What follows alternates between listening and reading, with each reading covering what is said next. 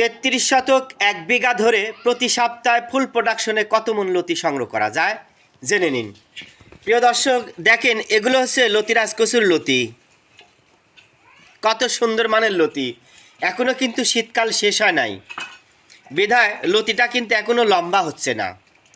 শীতকাল শেষ হবে, উষ্ণ আবার শুরু হবে, এই লতিটা 1.5 থেকে 2 হাত, কোনো লতি 3 হাত কিন্তু লম্বা হয়।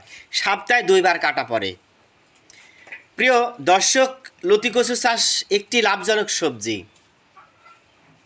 যারা আধুনিক প্রযুক্তি ব্যবহার করে চলাফেরা করে তারাই একমাত্র এই চাষের সাথে ইনভলভ হচ্ছে। যারা লতি কচু চাষ করতে চান আমাদের সাথে যোগাযোগ করে কিন্তু বীজ সংগ্রহ করতে পারেন।